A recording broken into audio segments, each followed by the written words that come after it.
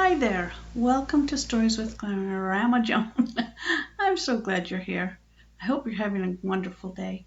Today we're going to read Pippi in the South Seas, Chapter 7, and it's called Pippi Goes Ashore.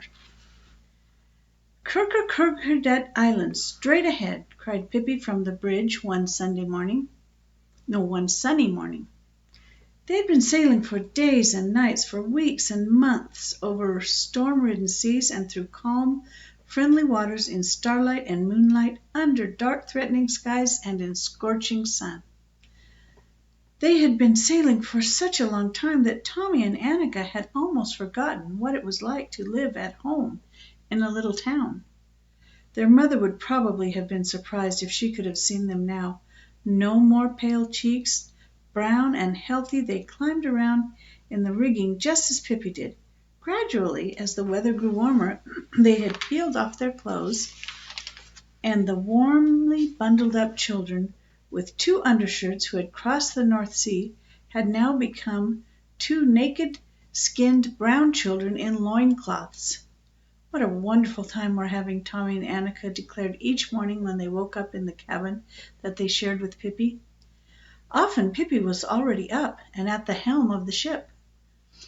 "A better seaman than my daughter has never sailed the seven seas," Captain Longstocking would often say, and he was right. Pippi guided the Hoptoad with a sure hand and past the most perilous underwater reefs and the worst breakers. Now the voyage was coming to an end. "Kirker Island, straight ahead!" cried Pippi. There it was, sheltered by green palm trees and surrounded by the bluest blue water. 2 hours later the Hoptoad made for a little inlet on the left side of the island. All the Kirkerduts, men, women, and children, were on the beach to receive their king and his red-headed daughter. A mighty roar rose from the crowd when the gangplank was lowered. "Ursa Makusa Kara," they shouted, and it meant, "Welcome back, fat white chief." Chief Ephraim walked majestically down the gangplank, dressed in his blue corduroy suit, which on the foredeck Friedolf played the new national anthem of the Kirkerduts on his accordion. "Here comes our chief with a clang and a bang." Chief Ephraim raised his hand in greeting and shouted, "Mui Mananama," which meant, "Greetings to all of you." He was followed by Pippi, who was carrying the horse. Then a wave of excitement broke out among the Kirkerduts. Of course, they had heard about Pippi and her tremendous strength, but it was something entirely different to see it before their very eyes. Tommy and Annika and the whole crew trooped ashore, but for the time being the Kirkerduts had eyes for no one but Pippi. Captain Longstocking lifted her up on his shoulders so that they would be able to have a look at her. Again an excited murmur went through the crowd, but then Pippi lifted up Captain Longstocking on one of her shoulders and the horse on the other, and the murmur swelled into a roar. The population of the island of Kirkerdut was 126 people. "That is approximately the right number of subjects to have," said King Ephraim. "More are hard to keep track of." They all lived in small, cozy little huts among the palm trees. The biggest and finest hut belonged to King Ephraim himself.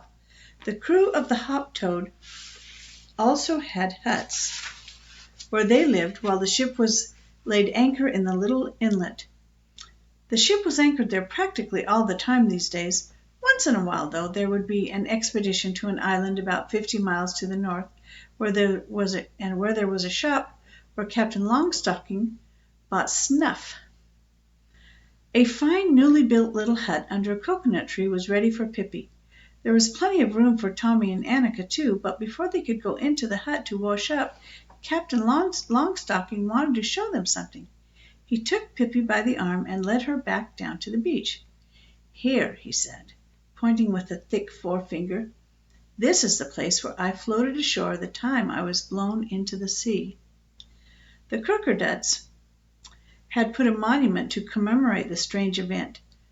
The stone bore an inscription which read, "Kirkerdut words." This is what it said. Over the great white sea came our fat white chief. This is the place where he floated ashore at the time when the breadfruit trees were in bloom. May he remain just as fat and magnificent as when he came. That's what it said. In a voice trembling with emotion, Captain Longstocking read the inscription out loud for Pippi and Tommy and Annika to hear.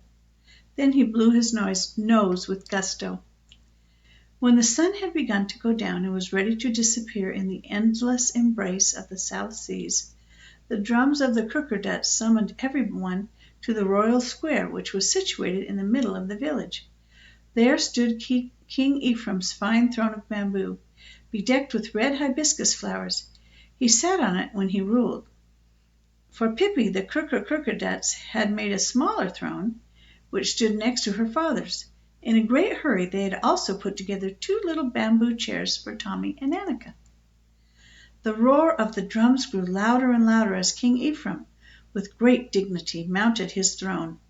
He had taken off his corduroy suit and was dressed in royal regalia, with a crown on his head, a straw skirt around his waist, a necklace of shark's teeth around his neck, and heavy bracelets around his ankles. With great majesty, Pippi took her place on the throne. She was still wearing the same loincloth around her middle, but she had stuck some red and white flowers in her hair to be a bit more festive. Annika had done the same, but not Tommy. Nothing could make Tommy stick flowers in his hair.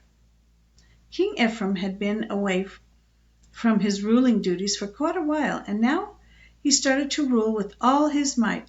In the meantime, the little Crookerdutch children came closer and closer to Pippi's throne. Here's a picture. Can you see that? They were filled with awe to think that she was a princess.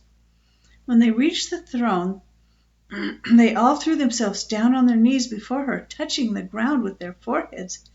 Pippi quickly hopped down from her throne. "What is this?" she asked. "Do you play hunting for treasures down here too? Wait and let me play with you." And she got down on her knees and started to nose around on the ground. "There seem to have been other treasure hunters here before us," she said after a while. "There isn't as much as a pin here, that's for sure. I see no treasures." She got back on her throne. Hardly had she sat down when all the children bowed their heads to the ground again. "Have you lost something?" asked Pippi. "In any case, it isn't there, so you might as well get up." Luckily, Captain Longstocking had been on the island long enough for the Crookerdutch to learn some of their language. Naturally, they didn't show the meaning of such difficult words as postal money order and brigadier general, but they had picked up a lot just the same.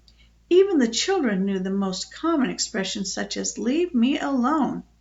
A little boy by the name of Momo could speak the captain's language quite well, and because he used to spend a good deal of time at the huts of the crew listening to the men talking, he could understand quite a bit.